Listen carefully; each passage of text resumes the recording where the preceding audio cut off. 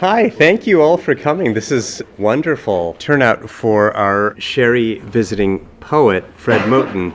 I want to start by thanking the Sherry family for their support of this event and this residency in memory of Pearl Andelson Sherry, who's a graduate of the college, and which allows us to bring a distinguished poet to campus for an extended stay. And from what I've heard, people are already excited about what Fred has done and will do during his stay with us. I first heard Fred speak 4 years ago to this date on May 3rd, 2012, when he was visiting the university for the first time. He talked about a book with the odd title, Zong, by a relatively unknown poet, M. Nurbezi Philip, at the time.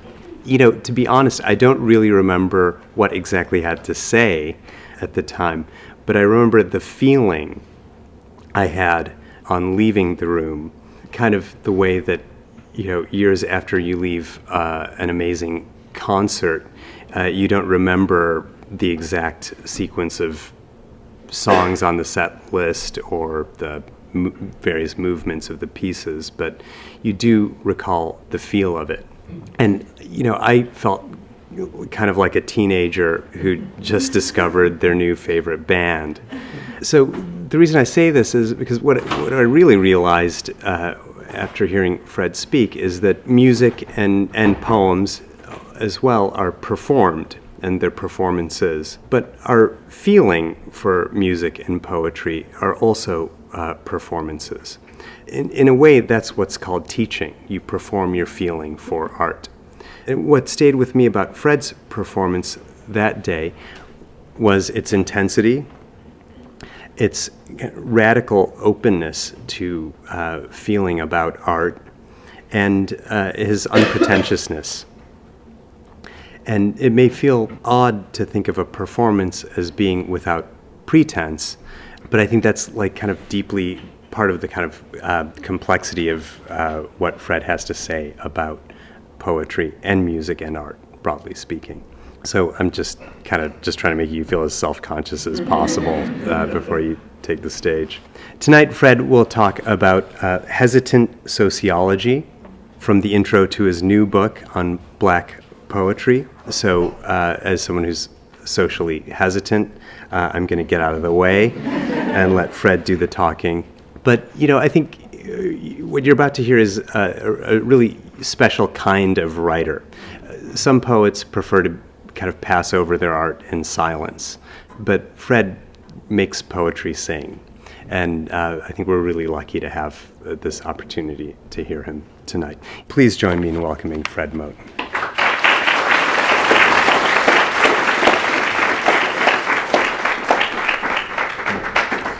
Thank you, Chiku, very much. And I want to thank the people here at University of Chicago for inviting me, and Lynn for helping to get me here safely, and all the other people on the staff who worked to get me here. I really appreciate it. I am self-conscious now, and even more so because I realize I'm desperately hoping that what I said about Nurbezi Philip 4 years ago is not the exact same thing I'm going to say in a few minutes. I don't think it is, but maybe if it is, it's okay. There's actually a weird way in which the poetics that I'm attempting to think about and to describe almost requires a kind of repetition like that. And certainly Nurbezi Philip's work is deep enough to justify that kind of lingering. It makes 4 years not seem like very long at all. Anyway, I'm in this really unusual position, though, self-consciousness aside, that usually I feel so reticent and kind of nervous about whatever it is I'm getting ready to say that I begin with that kind of ritualized set of apologies and stuff for what I'm about to do. But I don't know, I'm feeling even more nervous now because I don't feel, I feel like I pretty much got it together this time. So this is probably going to be the worst lecture I've ever given. And I don't feel that there's any preface needed, because I sort of included the preface inside of it. So very, very hesitantly, with great consternation, I will just proceed. And hopefully there'll be an occasion for me to interrupt myself so that I can do what I usually do. So this is called Hesitant Sociology, Blackness and Poetry. It's got two parts. Part one, Hesitant Sociology, Blackness and Poetry, is the name of this talk, as well as of a book in progress in which I am trying to bring to a kind of interminable pause a long attempt to understand and describe the aesthetics of what political theorist Cedric Robinson calls the Black radical tradition. I've been trying to engage in the work of a critical poetics that tends towards something that might be called critical poetry. Its method is intense attention to social arrangement, including its own. It is an act of empirical imagination, given in a practice of quasi-obsessive revision. And if it culminates an already given critical project, it does so by abolishing that project. I mean to say that it's the end of anything that could be read or understood as an individual project, though how anyone, especially me, could ever have mistaken it for an individual project in the first place is a mystery. I've been concerned for a long time with Black performances as the resistance events of persons denied the capacity to claim normative personhood. How might we account for the convergence of personhood and objecthood, or even thingliness? And what new possibilities for political life are held in the move to claim rather than disavow or overcome those convergences? I've tried to understand Black performances, especially but not exclusively musical performances, as embodying this resistance of the object or this insistence of the thing, making possible a nuanced understanding of Black politics and a more complete sense of the nature of performance in general. Eventually, my concern with forging other notions of objecthood and thingliness that displaced the centrality of normative political subjectivity began to move toward an attempt to understand Blackness more emphatically and analytically detached both from Black persons and Black performances, as a social force, constantly, if often surreptitiously disruptive, of a political ontology, predicated in the relay between possessive individual selves and the world they are supposed to inhabit. By way of poet and philosopher Edouard Glissant's suggestive phrase, I've been trying to consider Blackness as, quote, consent not to be a single being, a formation that moves not only against the grain of the traditional exclusion of Black people from the world of political subjects, but also against the grain of an understanding of Black aspiration for such membership as constitutive of Black art, Black thought, and Black social life. Often this conflict between the mechanisms of Black exclusion and the aspiration for Black inclusion has been understood in visual terms. So I've been also trying to consider how the dialectic of visibility and invisibility in Afro-diasporic art and thought bears a different valence when the beholder is understood to be Black. I've often thought that a certain tension that persists in the discourse on Blackness and Black people, and which for the last 20 years or so has revolved around the vexed term authenticity, emerges when decorum and delicacy are seen to have been flouted in the seemingly simple act of looking at, which is also to say listening to, Black folks.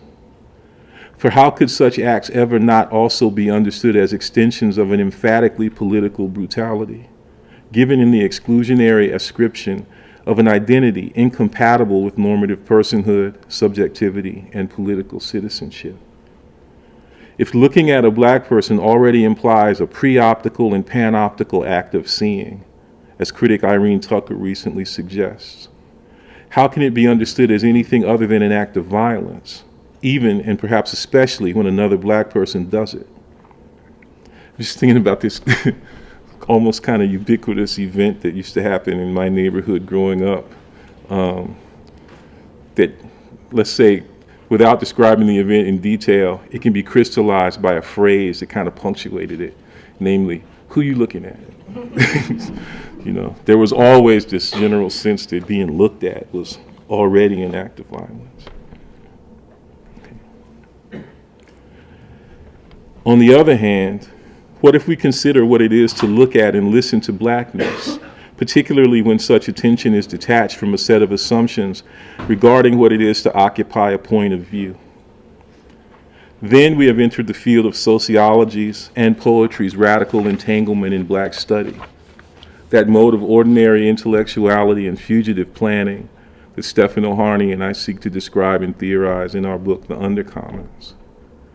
Both the conflict between subject and object and the philosophical dream of their eventual détente depend upon what it is to occupy a point of view. It is my contention that blackness is an ongoing, lived improvisation through the opposition of subject and object that operates in the refusal of the fantasy of an occupiable point of view. Hesitant sociology is what hesitant sociology seeks to enact and extend, study of and in this refusal. What if an alternative to the normalized violence of subject-object relations is at hand? What if our capacity to imagine that alternative in its presence has been so long constrained that it survives only as a general atrophy? What if the modern codification and elaboration of the theory of the subject in the world depends upon and therefore encourages and seeks to naturalize that atrophy? If we consider that Immanuel Kant's critique of the power of judgment is that theory's keystone, then perhaps his signal contribution to the regulation of imagination is most emphatically located in that text's 50th section when he declares that, quote, the imagination in its lawless freedom produces nothing but nonsense and must therefore have its wings severely clipped by the understanding. For Kant, poetry is therefore a business of the understanding and is as such within the understanding's regulatory jurisdiction. This problem of regulation is as political as it is aesthetic, particularly if poetry is considered as a mode of social arrangement that must be brought under normative political controls. The self-organizational in poetry is as problematic for Kant as the self-organizational in politics. These autonomies can even be said to mirror one another in their defiance and disruption of sovereignty. This is to say that the danger autonomy bears is that self-organization is, finally, a disorganization of self in and as the improvisational making of entangled, fleshly social life. This is what Kant fears and dismisses under the rubric of the swarm in its unchecked generativity. This is what is invalorized, according to Winfried Menninghaus, in and as the romantic poetics of nonsense. The nonsensical, in a certain doubly misunderstood conception of the extrasensory, which would imply both that which is unavailable to the senses, but also that which is unavailable to normative thought in its hypersensuality, become available when we consider the poetics of the swarm, its irregularities, its constant internal differentiations, its defiance of both natural description and metaphysical assumption. Moreover, when we consider that the dismissal of the swarm in Kant, where the gathering of difference in improvisational violence to category and its imperatives is subject to a reactive and repressive regulation whose first maneuver is the imposition of identitarian disassembly, is inseparable from its racialization, we come to understand the complex entanglement of poetry and blackness, which is racialization's summit and at the same time its excess. It is not an accident that a certain agency of law enforcement within the tendency of conceptual poetry, and which much more often than not accepts whatever benefits accrue to being taken as representative of that tendency, now seeks to extend and deepen Kantian policing of the imagination by way of a regulative incorporation, a reductive conceptual abstraction of blackness in the fetishistic pathologization, literally the autopsy of the so-called black body. It is important, therefore, to see this present movement not as anomaly, but rather as natural development emerging from the regulatory conception of poetry. Similarly, when conceptual poetry thinks itself explicitly as political poetry, this is neither accident nor misprision, but rather an effect of its concern to regulate the irreducible and unaccountable sociality of the swarm, whose constant differentiation is almost always misunderstood as differentiation's absence. When differentiation is mistaken for individuation, and when individuation is understood to have been properly embodied in the figure of the poet, whose task is then always nothing other than the continual memorialization of his assumed individuation, poetry's problem with blackness comes more sharply into relief, since blackness is traditionally understood to be a natural incapacity for individuation that is, in turn, guaranteed by juridical, philosophical, and scientific protocols and institutions of enforcement. If blackness and the regulatory conception of poetry are at odds, it is because the entanglement of blackness and poetry in mutual irregularity, constant differentiation, radical generativity, and generative arrangement is irreducible.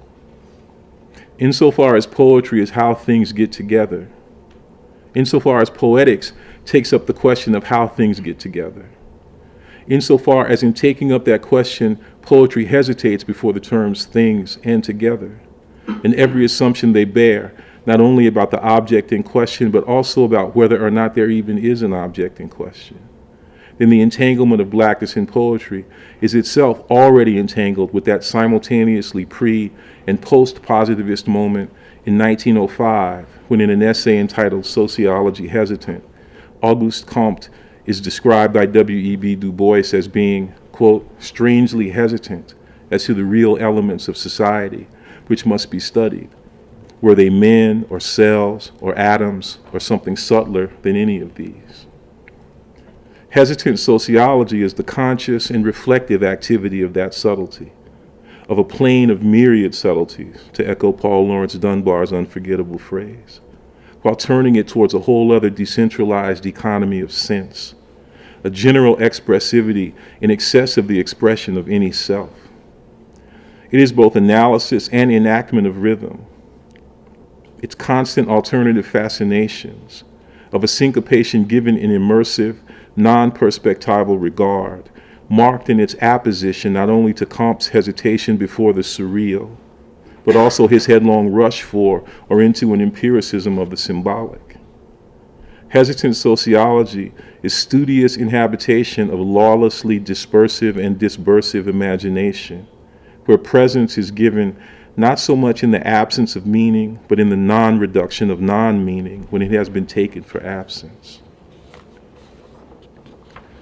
When poetry is considered not only as the written cultivation of what Amiri Baraka called music speech, but also as the generalized making of a living, the ongoing attempt to socialize rather than monopolize the capacity to live beyond our means, then it is possible to situate another poetics within something that is at least akin to traditional intellectual discourse.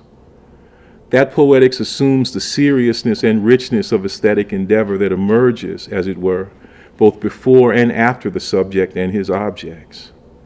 Such poetics is as evident in cinema, music, and visual art as it is in verse, is as evident in the formation of a barbecue or a house party as in any of the aforementioned artistic genres, even if conventional aesthetic, and for that matter social scientific discourse, is constrained by its inability so to assume. What usually follows from such constraint are critical dismissals of the merely sociological in black art, or empiricist relegation of the aesthetic to a zone of apolitical illegitimacy, or disavowals of the alternative that just as often take the form of critiques as they do take the form of defenses of authenticity. But what if the aesthetics of the black radical tradition aspire to a mode of sociology that is, in turn, only achievable by way of and as the expression of an active, experimental poetics? If those aesthetics move in the service of the preservation, through differentiation, of what Robinson calls the ontological totality, then we ought to study preservation by joining its interminable hesitation before the terms and concepts it assume, and then seek to grasp and regulate an object. What is the ontological totality? What is blackness?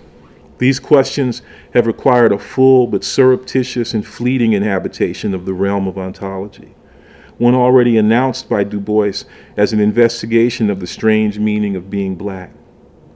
Hesitant sociology is animated by what it studies, and studies what it practices, namely, that blackness disrupts traditional understandings of meaning and being. Just as blackness's para-ontological nature, and in using that term para-ontology, I'm quoting, or I'm thinking of Nahum Chandler's work on Du Bois especially. But just as blackness's para-ontological nature can be said to confound philosophy, so does its extra-semantic nature confound regulatory poetry. If confound signifies not only disturbance, but also, and precisely by way of disturbance, mutually productive and improvisatory generation. If consent not to be a single being is an attempt to think with and through blackness's frustration and fruition of philosophy, then hesitant sociology is an attempt to think the imbrication of blackness in poetry in the ongoing moment and irreducible materiality of their conception as social life in the making. In seeking after the alternative that is at hand, I will do much more than simply suggest that it exists in the segregated zones and dispersed and integrated traces of black labor. This is to say that it is found in the practices of those upon whom the privileges and underprivileges of blackness have been and continue insistently to be imposed and inscribed within an oppressive braid of recognition and misrecognition of them as natural and exclusive endowment and deficit. To look at blackness in and with black workers in and against the world, but also to listen for blackness everywhere on earth in its radical and generative dispersal, is the task that emerges when sociology and poetry converge. As I suggest above, trying to find it has never been fully separable from trying to avoid it. This antagonism could be characterized as class struggle in black studies, but it is better understood, I believe, as a dehiscence at the heart of black study, one that is always potentially generative and degenerative, as it sounds a necessary hesitancy, an indispensable and irreducibly rhythmic arrhythmia that forgets the belated division between poetry and sociology. So that's the end of part one. And part two has some musical epigraphs. The first is just Norbesi Philip reciting the first section of Zong. And then the second it's called Transposition Part 1.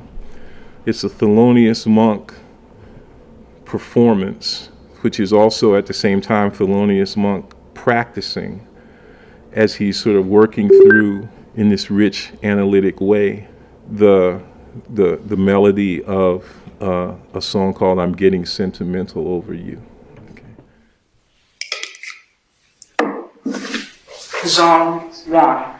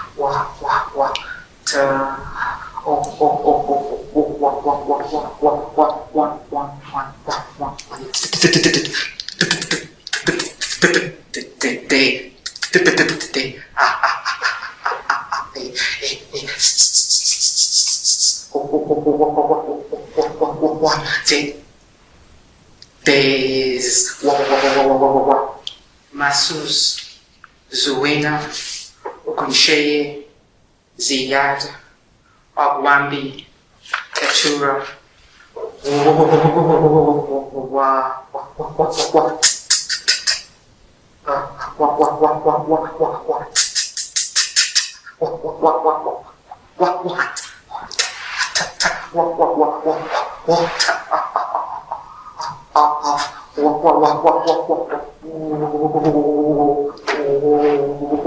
and Menka, Naima, Ova, Esha.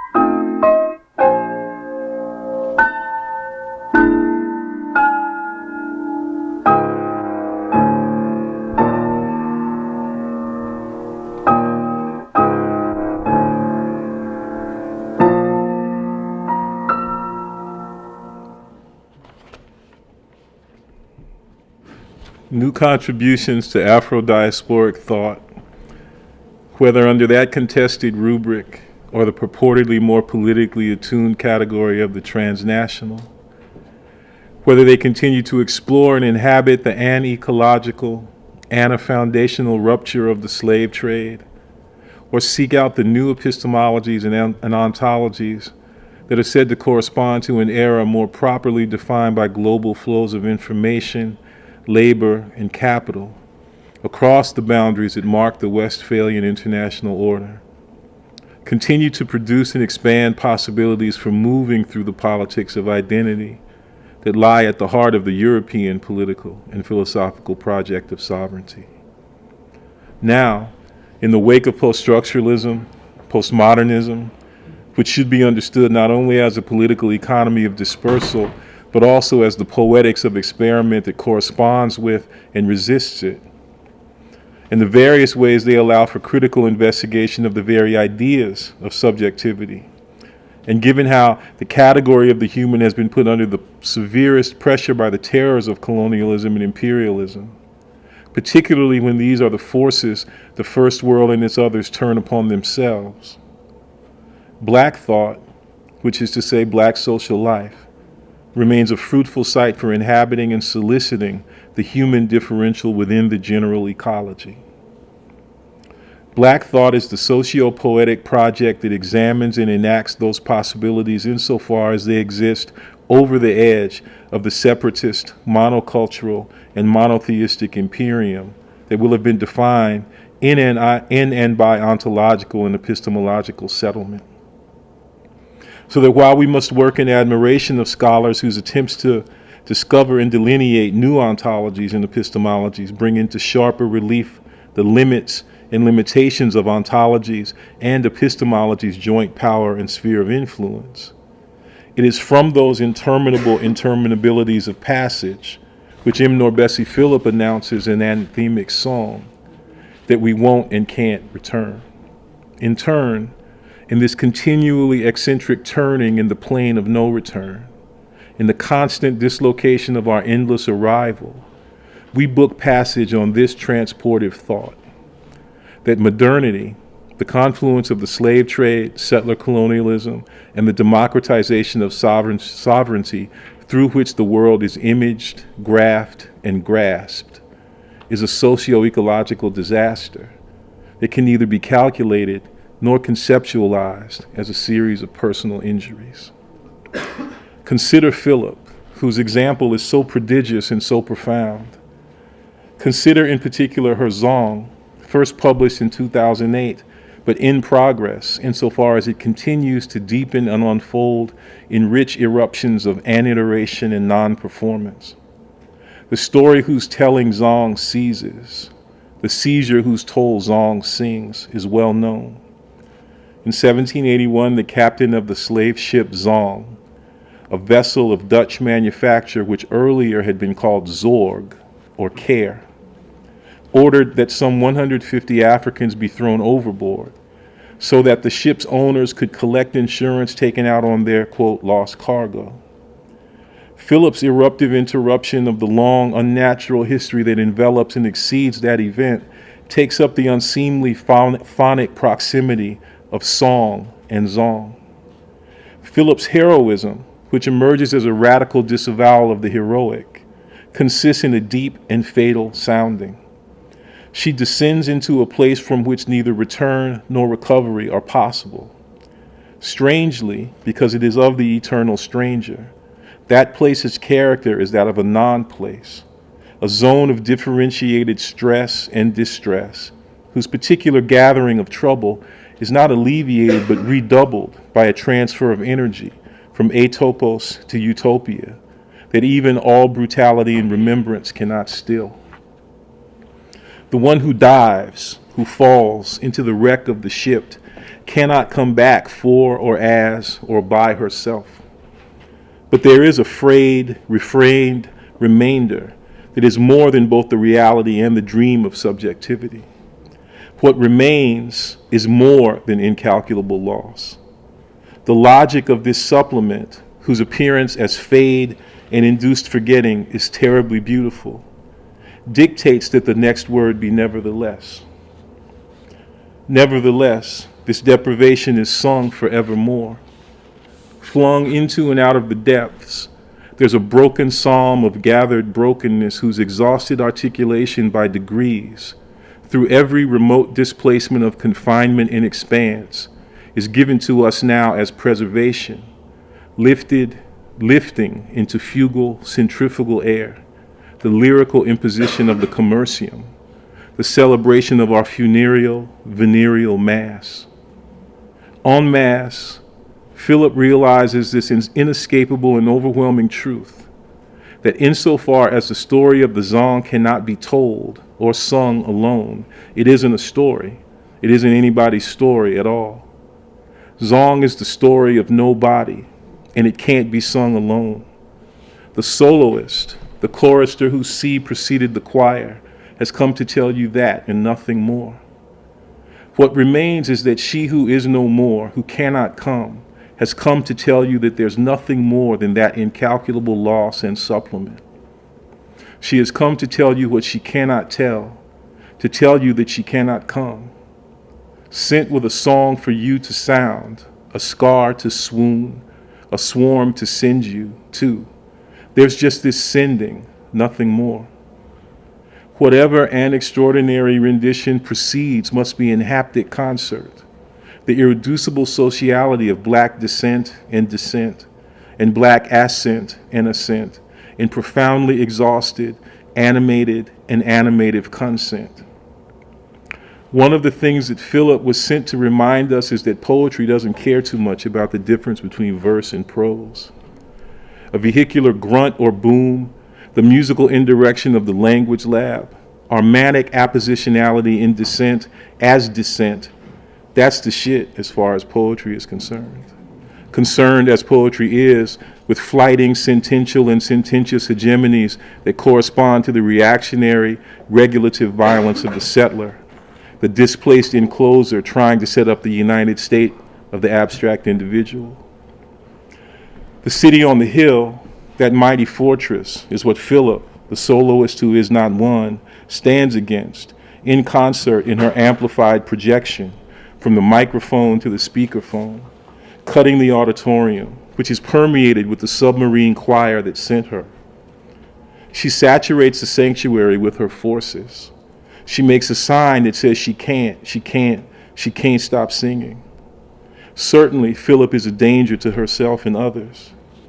This is to say that her poetry blurs, its terrible play confirmed after and against the grain of the very idea of the work. Kant says we're supposed to derive from the work, in its completeness, some sense of its rule. But what about the openness of the work, its internal sociality as well as the social relations of its own production, which not only escape, but also succeed the work's seizure? Not to mention that rubbing of the work that rubs the very idea of the work out and into the everyday crowding of our everyday hold, and therefore allows and requires the anti-interpretive erotics that Susan Sontag called for in Against Interpretation, but which her commitment to the work, to its accompanying metaphysics of discretion, kept her from imagining. This set of ethical questions turns out to be ecological as well. What sustains us in, what sustains itself as poetry, what poetry calls upon us to sustain in and of itself, is impure production's antiproductive, degenerative, and regenerative madness, and is still going crazy.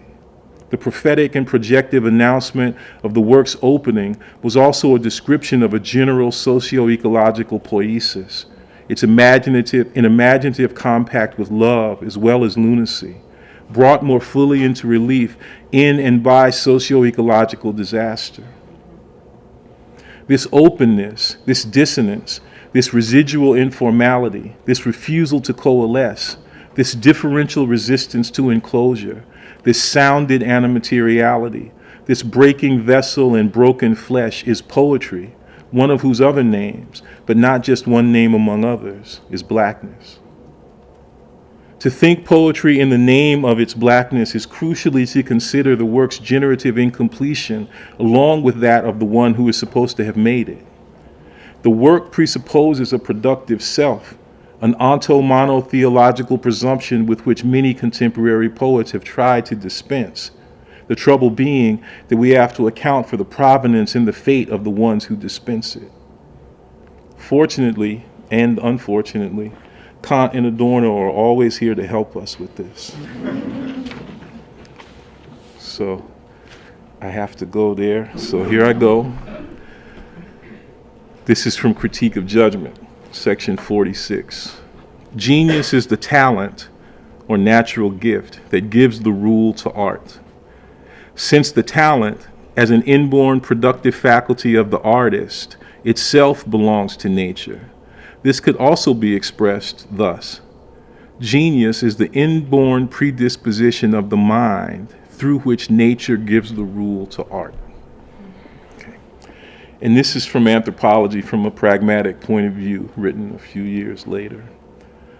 The proper field for genius is that of the power of imagination, because this is creative, and being less under the constraint of rules than other faculties, it is thus all the more capable of originality. It is true that the mechanics of instruction is indeed disadvantageous to the budding of a genius as far as his originality is concerned, because instruction always requires the student to imitate. But every art still requires certain mechanical basic rules, namely rules concerning the appropriateness of the product to the underlying idea. That is, truth in the presentation of the object that one is thinking of. Now, this must be learned by means of school rigor, and is indeed always an effect of imitation. However, to free the power of imagination even from this constraint and allow the talent proper to it to proceed without rules and swoon, even against nature, might deliver original folly. But it would certainly not be exemplary, and thus also would not be counted as genius. And when Kant says swoon, the German, that's an English translation of the German verb schwärmen, right? And it's this relationship between swoon and swarm that I'm kind of interested in. Even in Charles Olson, whom I've been shamelessly and religiously chanting in my head this whole time, there's a massive problematic regarding the relations between genius, generative power, rule, concept, invention, purposiveness, and nature. The unnatural, the unprecedented is there, awaiting discovery. You could ask, is genius that which gives or that which breaks the rule? And then you could say that giving and breaking are all devotionally bound up with one another. Let's call this monkish criminality Monk's Law, in honor of Thelonious' constantly, aesthetically felonious flouting of rule, which requires and allows us to inquire as to the nature of the rule that nature gives to art. If the proper, i.e. open and unoriginally improper field for genius is imagination, because imagination flouts rule, then how do we speak of the rule that emerges from rule's eclipse? Eclipse, but not absence, evidently, for every art requires, according to Kant, certain basic mechanical rules, namely rules concerning the appropriateness of the product to the underlying idea. This conception of rules is tied to a certain understanding of art as the representation of an idea that in turn underlies or undergirds the product. Kant speaks of this in relation to truth, quote, truth in the presentation of the object that one is thinking of. But what if representation is the instantiation of a radical impropriety? What if truth is given in and by way of this dehiscence? This is something Adorno approaches by way of the notion of Bewegungsgesetz, which is usually translated as the law of motion, and by way of its relation to radical art's primary and necessary darkness. And here are 3 short quotes from aesthetic theory. 1. The inner consistency through which artworks participate in truth always involves their untruth. In its most unguarded manifestations, art has always revolted against this, and today, this revolt has become art's own law of movement, Bewegungsgesetz. 2. Artwork's paradoxical nature, stasis, negates itself. The movement of artworks must be at a standstill and thereby become visible. Their imminent processual character, the legal process that they undertake against the merely existing world that is external to them, is objective prior to their alliance with any party. And Adorno's playing on the fact that process, is also Prozess, the German word for trial. Okay. In the 3rd passage, to survive reality at its most extreme and grim, artworks that do not want to sell themselves as consolation must equate themselves with that reality. Radical art today is synonymous with dark art. Its primary color is black. Much contemporary art is irrelevant because it takes no note of this and childishly delights in color. That's the Adorno that we love. What if genius is a kind of extra legal lawfulness or a legality given in the breaking and making of rules? This again would be Monk taking the law out in some Anna-Benedictine frenzy, some Anna-processual practice, some wholly Anna-original, Anna-performative folly. Oh, I know what I was supposed to apologize before about. It's this unjustifiable proliferation of Anna, Annie. I don't. It's like as close as I've ever come to speaking in tongues. And it's like this weird thing because sometimes Anna means, I know that generally that prefix is meant to indicate a kind of reproduction of the thing that it modifies, as in the term Anabaptist, who I'm always thinking of with this regard, because the Anabaptists are the ones who are so given to both swooning and swarming, and who Kant really freaks out about in anthropology from a pragmatic point of view. But I sometimes want the Anna to be a kind of negation of what follows it, or what it modifies, as in like anarchy. And then sometimes the Anna, which is like an A-N-A, sounds like it's really an A-N-I that just sounds like A-N-A, in which it's Anna, but it's always meant to somehow indicate anima. Like, it's like some weird combination of Anna and Ma, which on the one hand, when they're combined, means spirit, and then on the other hand, just means that, as usual, I'm talking about my mother again. So, anyway, sorry about that. Does the rule, the concept, the category come first? Does a rule, an idea of form, come first, even before the informal, out of which form might be said to have been generated? How does an improvisation begin? From here, you could ask two more questions. How does the entrance into a compositional song form begin? What are the social conditions for the form's emergence? But you could also ask, how do we enter into an improvisation, and how does the improvisation become recognizable, or does it ever become recognizable as a work of art? What if we refuse the distinction between fine art and handiwork, Monk's dissonant elbow work, the imposition of position in his halting dance, its extended recursion and still moving? What if the practice of art is improvisation's continual breaking and making of the rule of art, in jurisgenerative refusal, in unofficial recusal, in the continual putting into play of the very idea of the work of art? Then Monk's law, Monk's supersubjunctive mood, becomes Monk's dream, Monk's dramatic, anarchestral, anatraumatic fantasy, moving as if swarm and swoon were meant to be together in a Louis Zukowski translation, in deliverance of old new foolishness, unexemplary and supernatural. But what if I'm moving independently of the notion of the priority of the concept/rule, which is to say, before the distinction between invention and discovery, which is the ground, for Kant, upon which genius rests?